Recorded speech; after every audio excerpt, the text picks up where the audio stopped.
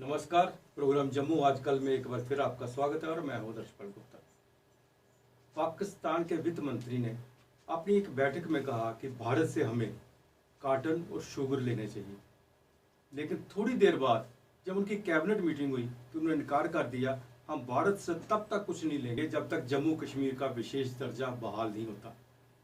विशेष दर्जा बहाल करना या ना करना ये हमारा अंदरूनी मामला है। आपने खरीदना है या नहीं खरीदना ये आपका मामला है। आइए इस बात पर चर्चा करते हैं। आज हमारे साथ हैं सीनियर जर्नलिस्ट सतीश वर्मा जी। सतीश जी आपका बहुत बहुत स्वागत है। सतीश जी, एक बात समझ में नहीं आती, एक तरफ तो इनको जरूरत है, पाकिस्तान चाहता है मैं चीनी और कॉटन हिंदुस्तान से खरीदूं, मेडिसिन चाहता है, कोरोना वायरस का इंजेक्शन चाहता है, दूसरी तरफ वो खुद ही हमारे ऊपर एक नई शर्त रखना चाहता है, जबकि कश्मीर का मामला हमारा अंदरूनी मामला है। हमने इसे क्या करना है, कैसे करना है, ये हमें देखना है। पाकिस्तान को इसमें क्या प्रॉब्लम है? ठीक है आदर जी, आपका बहुत अच्छा विषय है। देखिए, पिछले दिनों इसी मंथ के शुरू में वहाँ के वित्त मंत्री हमदर्द अजहर ने एक मीटिंग बुलाई थी, जो कि व्यापारिक संगठनों की जो कारोबारी थे वहाँ के बड़े, तो उनसे आर्थिक मामलों को लेकर उनसे राय मशवरा किया था कि क्या किया जाए। चूँकि वहाँ जो कॉटन इंडस्ट्री है जी, जो हिंदुस्तान से कॉटन रॉ मटेरियल इंपोर्ट किया जाता है उस पर निर्भर करती है। तो आपको याद ही होगा कि जब 2019 5 अगस्त को विशेष दर्जा खत्म किया गया जम्मू कश्मीर का, उसके बाद तत्काल उसने रिएक्शन के तौर पे भारत से हर प्रकार के व्यापारिक संबंध खत्म कर दिए थे। अब लेकिन उसमें बहुत टाइम बीत गया, वहाँ के प्रेशर्स भी होते हैं उद्योगपतियों के। एक उद्योगपति ऐसी जमात होती है आमतौर पर हर मुल्क के अंदर, जिसके लिए प्रायोरिटी अपना कारोबार होता है कि कारोबार बढ़ेगा तो देश को राजस्व मिलेगा, सिर्फ उनका अब निहित स्वार्थ नहीं होता। तो पाकिस्तान की बेहतरी के लिए भी वो कहते हैं कि आपको भी राजस्व मिलेगा, तो बेहतर है कि आप हिंदुस्तान से वो चीज़ें फिर आयात कीजिए जिसमें कॉटन और शुगर हैं। तो उस पर वहाँ के वित्त मंत्री ने एक पॉजिटिव बयान दिया था कि हम हिंदुस्तान से जो प्रतिबंध लगाया वो हटाकर हम उनसे कॉटन और शुगर मंगाएंगे। अब देखिए ना, क्या हैरानगी की बात है, 24 घंटे नहीं बीते, यू टर्न हो गया। इमरान खान प्राइम मिनिस्टर की अगुवाई में कैबिनेट की बैठक हुई, उसमें तमाम तरह की बातें उठी। उसमें फिर चूंकि कहते हैं ना, पाकिस्तान की राजनीति कश्मीर के बिना चलती नहीं है, उनकी रग रग में कश्मीर बसता है। तो वहाँ वही मुद्दा, जो विदेश मंत्री है शाह महमूद, उन्होंने इस तरह की बात कही, नहीं जी हम हिंदुस्तान से तब तक रिश्ते नहीं बनाएंगे जब तक कि वो विशेष दर्जा नहीं बहाल करेंगे, जिस ओर आपने इशारा किया शाह मोहम्मद कुरैशी ने। और शाह मोहम्मद कुरैशी के बारे में हम सब जानते हैं भारतीय, वो किस तरह का कश्मीर को लेके आग उगलने वाले बयान देते रहे हैं। वो वहाँ के विदेश मंत्री हैं। केवल वो ही नहीं, वहाँ एक शीरीन मजरी है, वहाँ की मंत्री हैं, वो भी बड़ी फायरी टाइप हैं। उन्होंने भी उसी तरह की आपत्ति जताई कि पाकिस्तान हिंदुस्तान का बेहतर शेड्यूल चाहता है, लेकिन वो पहले वो शर्त हमारी लागू करे। आपने ठीक कहा, ये हमारा आंतरिक मामला है। कश्मीर हमारा अभिन्न अंग है, हम उसको चाहे विशेष दर्जा रखें ना रखें, यूटी बनाएं, स्टेट बनाएं, ये केंद्रीय सरकार के अपने प्रेरोगेटिव है, अपना एकाधिकार है। अब उसमें उसको पाकिस्तान को तकलीफ है, तो उसको लेकर उन्होंने 24 घंटे मामला बदल दिया। अब वहाँ की जो उद्योग, वहाँ इंडस्ट्री है, जो वहाँ पर कॉटन खासतौर से, उनमें मायूसी छा गई है इस मामले को लेकर। तो मैं समझता हूँ ये पाकिस्तान ने खुद एक बैकफायर किया अपने पर, पहले बात करी और फिर पीछे हटे। नहीं, इसमें दो बातें। पहली बात तो ये है कि हिंदुस्तान ने पाकिस्तान से कहा नहीं कि हमसे ये चीज़ें ले लीजिए। पाकिस्तान को खुद उसकी ज़रूरत है, वो खुद मांग रहा है ये चीज़ें। दूसरा, कश्मीर के बारे में एक बार जब फैसला हो गया कि ये 370 ख़त्म है, 35 से ख़त्म है, जम्मू कश्मीर भारत का अभिन्न अंग है, यूटी बन गई है, लद्दाख अलग यूटी बन गई है, पूरी कोशिश पाकिस्तान ने अपनी तरफ से कर ली, जो कुछ वो कर सकता था। जब उसके हाथ में कुछ नहीं आया तो ये ऐसे ओछे हथियार उठाना शुरू कर दिए। देखिए, मुझे याद आता है, मैं जब 2004 में गया था सैमा के डेलीगेशन में, तो वहाँ के पाकिस्तान मूल के जो पत्रकार थे उनसे बड़ी गुफ्तगू कश्मीर को लेकर होती थी हमारी। उन्होंने भी एक साफ गोई से बात कही थी। उन्होंने कहा था, वर्मा साहब, हमारे में दम नहीं है कि हम तुम्हारे हिस्से वाले कश्मीर को हासिल कर सकें, हमें दम नहीं। उसने स्टेट वे कहा था ये है कि मिल बैठ के बातें हो जाए। अब पाकिस्तान की मजबूरी ये है कि जितने उसने हजारों टेररिस्ट बनाए कश्मीरियों को मरवाया, पाकिस्तान जिम्मेदार है।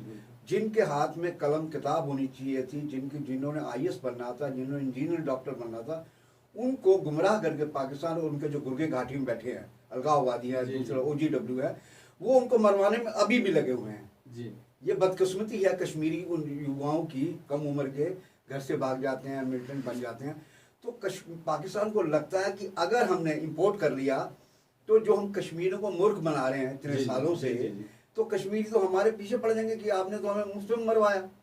तो उस चीज़ को अपनी सेव करने के लिए मेरा अपना मानना है कि पाकिस्तानी आम नागरिक से बात करेंगे, उद्योगपति से बात करेंगे, वो कहेंगे अमन के बिना कोई रास्ता नहीं है। लेकिन वहाँ के सियासतदानों की, वहाँ की सेना की हलवा मांडा इसी से चलता है कि कश्मीर में आग लगाए रखो और ताकि हमारी सियासत चलती है।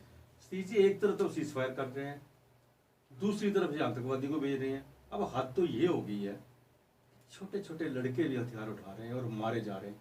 दुख की बात होती है, आखिर इनका कौन इनका जवाब दे?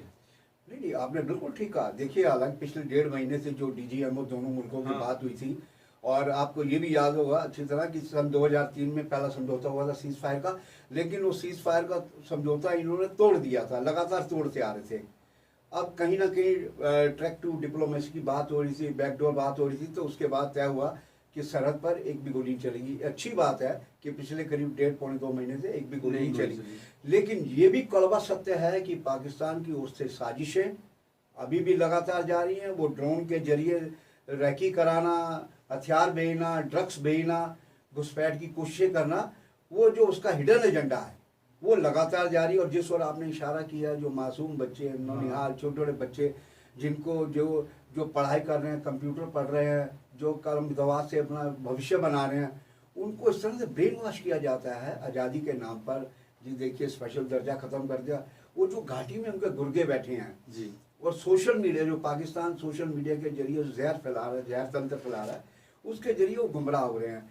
हमारा मानना है कि भारतीय सेना इस मामले में बड़ी संजीदा है, और वो पिछले एक लंबे अरसे से वो खुद कई अफसरों ने हमें कहा कि हमारे बड़ी चुनौती, हमें बड़ा दुख होता है जब एनकाउंटर में कम उम्र का बच्चा मारता है, मिलिटेंट मारता है। कहते हमारे भी बच्चे हैं, कहते लेकिन हम क्या करें, जब गोली उधर से आती है, हम यहाँ बार बार कहते सरेंडर करो, सरेंडर नहीं करते, तो हम तो फिर हमें तो मजबूरी में हथियार उठाना पड़ता है। तो ये पाकिस्तान की बड़ी दोगली नीति है, उसकी अपने कश्मीर एजेंडा है, वो जो भी कहता रहे।